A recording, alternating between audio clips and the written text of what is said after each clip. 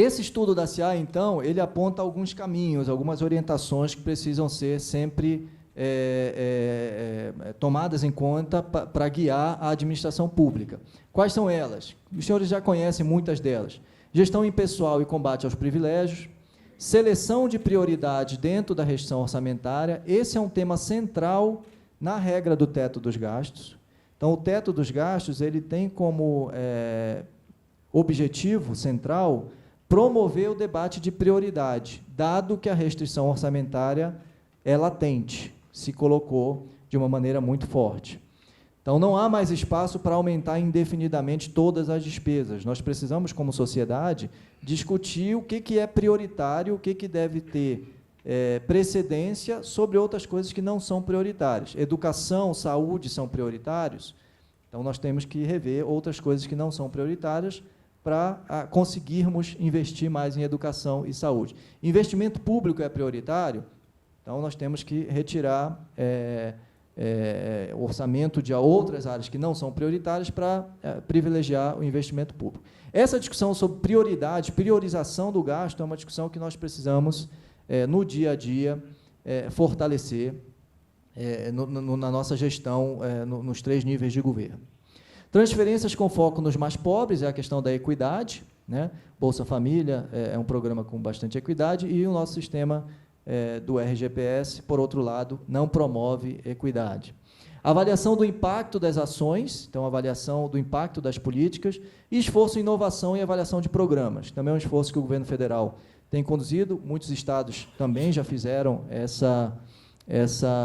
esse avanço no sentido de promover a avaliação de programas, desenho, focalização, processos, reduzir custos, para prover os serviços públicos de maior qualidade com menor custo.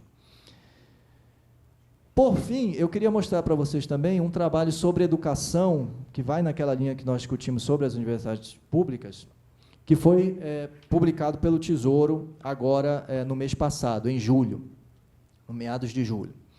Esse estudo ele fez uma avaliação do orçamento federal, aqui nós estamos falando só do orçamento geral da União, não entre o orçamento dos estados e municípios, o orçamento da União, na função educação. Então, basicamente, o orçamento do Ministério da Educação, do MEC.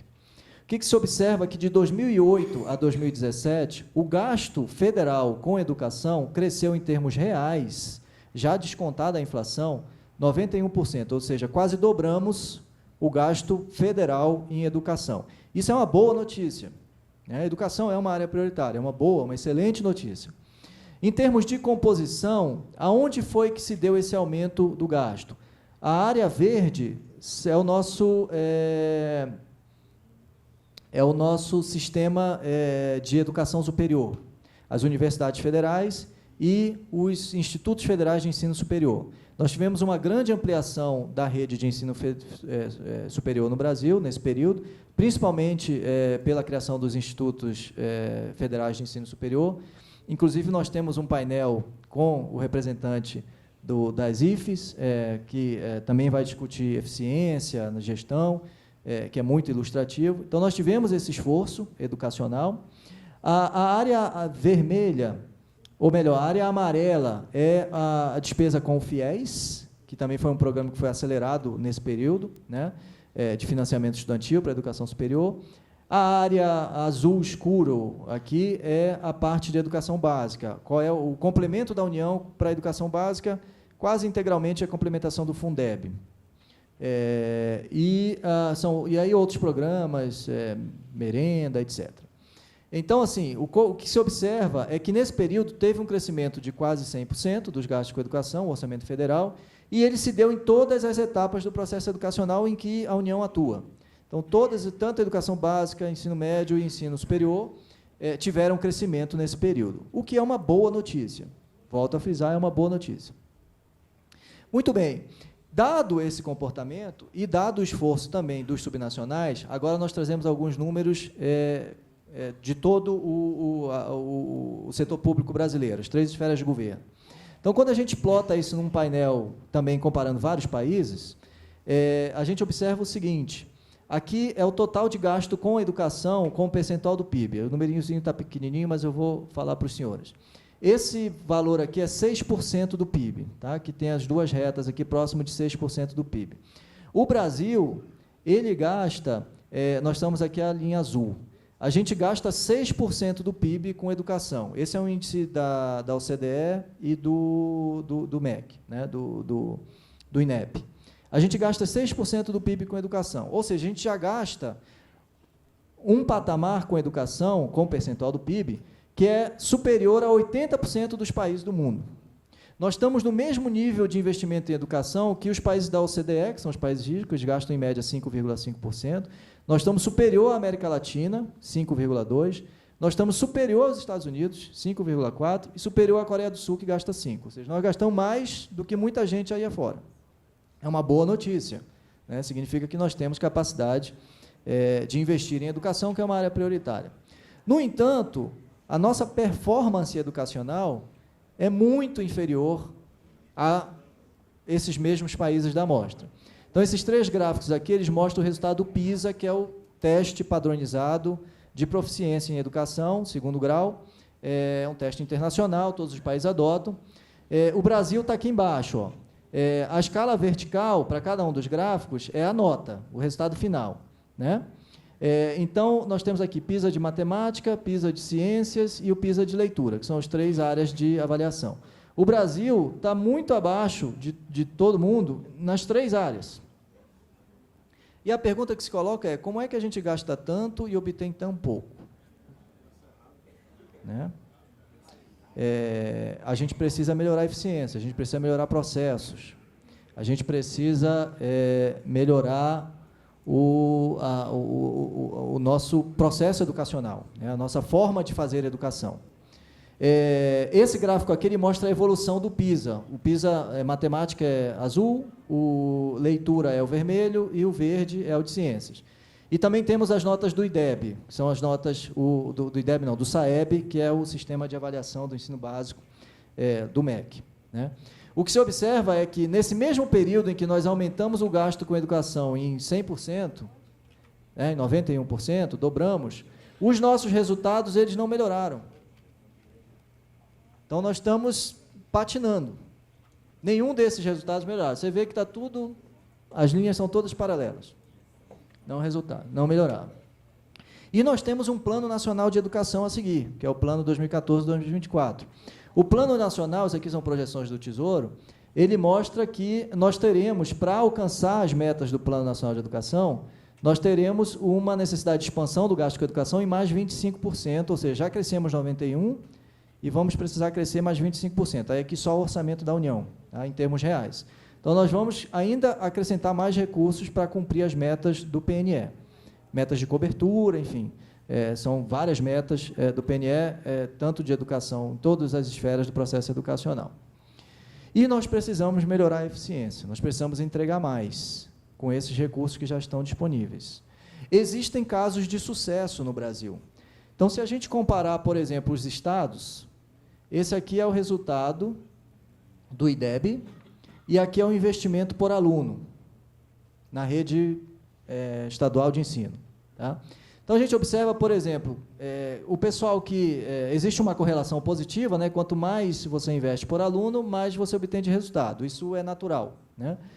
Então, os estados que não têm a capacidade ou não conseguem gastar tanto por aluno, eles acabam obtendo um resultado menor. Os estados que conseguem gastar mais, eles tendem a obter um resultado melhor. Mas nós temos casos, por exemplo, o caso do Ceará, que tem um gasto inferior a R$4.000 por aluno e obtém um IDEB bastante representativo, bastante significativo. Se a gente olhar o nosso DF, que gasta mais do que o dobro por aluno do que o estado do Ceará, o resultado é muito próximo e ainda um pouquinho inferior. Se a gente olhar escola, e a gente fez esse trabalho lá no Tesouro, você vê que tem escolas de excelência, que conseguem obter um resultado de performance fantástico, na mesma macro-região de escolas que obtêm resultado pífio. Como que isso é possível? Aqui que está o espaço para a gente avançar, né? Nós precisamos, isso aqui é uma ideia muito próxima do que nós estamos falando de custo. Então, o custo unitário aqui é R$4.000 e a gente obtém um resultado de 5. 5,8. Esse custo unitário aqui de R$ 8.500, a gente obtém o mesmo resultado. Então, o processo educacional aqui, ele é mais eficiente. Existe algum elemento processual, alguma forma de fazer educação que precisa ser estudada e precisa ser exportada para toda a federação. Né? Então, essa é a discussão de custo e qualidade, que eu estava conversando com o Dr. Vitor antes da gente começar. Quer dizer, o binômio custo e qualidade. Esse cara tem mais qualidade e menos custo do que esse. Como é que a gente faz essa bolinha migrar para cá? Reduzir custo e manter qualidade? Ou manter custo e aumentar a qualidade?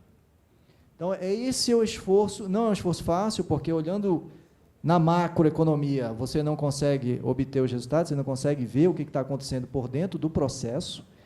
Né? E aí, a forma de fazer isso é cada um de nós, nas nossas atividades diárias, né, do dia a dia, da rotina da gestão pública, termos em mente sempre esse objetivo de promover eficiência, reduzir custo e obter mais resultado. Uma última questão que eu queria trazer para vocês é a questão da reforma tributária, e aqui eu estou trazendo só um elemento da parte tributária, que é uma discussão também que está muito forte no Ministério da Fazenda, que é a questão dos benefícios tributários, gastos tributários. Né?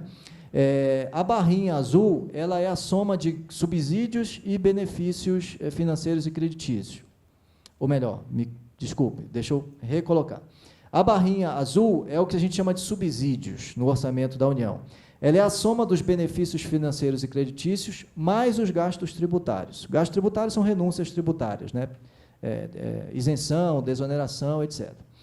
Então, a gente tem no Brasil, a posição de 2017, 5% do PIB como sendo o total de subsídios, incluindo benefício tributário e subsídio creditício. A parcela do benefício creditício ela está se reduzindo desde a implementação e vai se reduzir ainda mais. Houve aquela redução do PSI mais recentemente, e a TLP vai atuar no sentido de reduzir essas diferenças entre taxas, que o Tesouro tem que equalizar taxas de juros, que entra aqui nessa conta. Mas o benefício tributário, que são as desonerações, isenções e as outras questões de renúncia tributária, elas continuam num patamar de 4% e cresceu, né, ao longo desse período, e nós temos um patamar de 4%. Internacionalmente, o padrão que se adota é de 2% do PIB, nós temos o dobro disso. Ou seja, no Brasil, nós, em todas as... Isso aqui é só a Receita Federal, né, é uma estatística da Receita Federal. A gente tem um total de isenção tributária, né, na Receita Federal, que não é decorrente de decisões da Receita Federal, tem diversas legislações, alguns constitucionais e outros infralegais, que estabelecem esses benefícios, de 4% do PIB, enquanto o padrão internacional é de 2% do PIB. Ou seja, nós teríamos, para alinharmos o Brasil ao que é o padrão internacional, um espaço de 2% de PIB de arrecadação adicional que nós não arrecadamos por conta dessas políticas tributárias. E o que é mais ilustrativo é que, quando a gente observa a natureza desses benefícios, 85% deles são benefícios infraconstitucionais, que não são constitucionais, são outras legislações ordinárias, complementares, que estabelecem. 85% não tem prazo de vigência determinado, ou seja, é indeterminado, é um benefício indeterminado, né? É uma política que não foi introduzida por uma situação circunstancial, o que é geralmente a prática desse tipo de política tributária, né? Transitoriamente se concede um benefício para que a atividade econômica se consolide ou se acomode numa determinada região, e depois isso é retirado. No nosso caso, nós temos 85% com prazo indeterminado. Metade, ou mais da metade, não tem um órgão gestor responsável por essa política. Não existe na administração pública nenhum órgão gestor que responda por essa política, que avalie essa política, né, que analise os resultados, se foi de fato eficaz em termos de obtenção de resultados econômicos, essa política. Então, mais da metade não tem órgão gestor definido. E nenhum deles tem metas específicas. Então, é tudo meta genérica. Ou seja, em termos de desenho, gestão, monitoramento de políticas públicas, isso aqui é um fracasso total. né? Só federal, é. Quais são esses benefícios? Aí nós temos uma porção deles, alguns são meritórios, eu não estou dizendo que todos eles não são meritórios, mas outros podem ser discutidos. Então, o Simples, né, responde por a maior parte desses benefícios. Qual que é o problema do Simples? O Simples é um benefício tributário, uma tributação simplificada para pequenas e médias empresas. O mundo todo tem. Isso é meritório e existe, é uma prática internacional. O problema é que o nosso critério de elegibilidade no Brasil é de faturamento até 4,5 milhões de reais, enquanto que no mundo é inferior a 1 milhão de reais comparativamente. Ou seja, a gente está dando benefício para quem não é pequeno empresário, nem médio empresário. Imposto de renda pessoa física. Aqui são as deduções de educação e saúde que a gente faz nas nossas declarações de imposto de renda. Aquele benefício que a gente obtém por gastos incorridos em educação e saúde. Favorece bastante a classe média, mas também é um benefício que atua no sentido contrário da equidade, porque quem se beneficia desse incentivo, desse gasto tributário, desse benefício tributário, somos nós, é a classe média, é o pessoal que está no quadrante número 5 lá daqueles gráficos que nós discutimos anteriormente.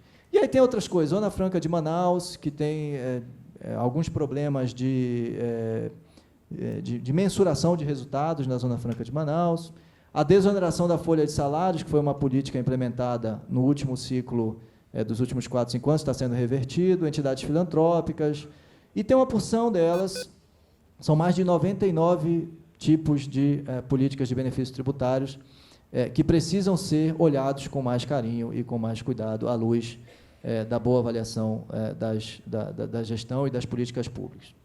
Como o Tesouro Nacional se preparou para enfrentar esse desafio? Então, nós temos aqui algumas iniciativas, primeiramente, de governança. O Tesouro Nacional se estruturou nos últimos anos. Todas as decisões agora são colegiadas, não há mais decisão monocrática. Então, a política fiscal, a programação financeira, a gestão da dívida, o comitê de garantias, são decisões colegiadas. A gente tem agora uma diretoria de conformidade e riscos que faz toda a avaliação de compliance dos processos do Tesouro.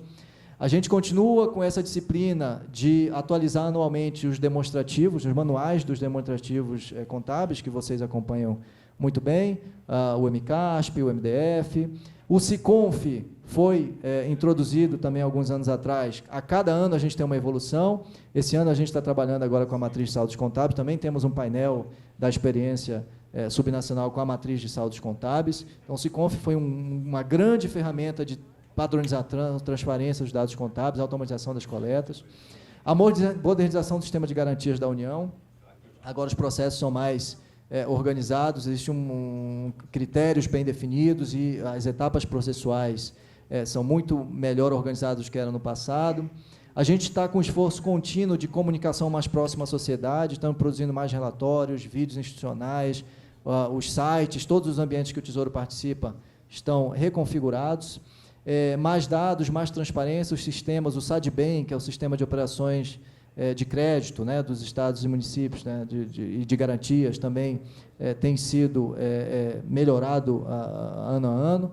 Temos alguns painéis de acompanhamento das regras fiscais, isso é muito importante para orientar o debate, né? Hoje em dia se discute muito as regras fiscais, vocês devem ter ouvido pela imprensa, teto de gastos, resultado primário, regra de ouro, que é um tema que o orçamento da União está tendo bastante dificuldade para lidar com a regra de ouro, por conta desse processo de crescimento da dívida pública, e a modernização do Tesouro Transparente, que é um esforço contínuo que deve ser divulgado e inaugurado a nova plataforma do Tesouro Transparente logo após as eleições. Era isso que eu tinha para falar para os senhores, agradeço a oportunidade e me coloco à disposição para críticas, dúvidas, questões, etc. Obrigado.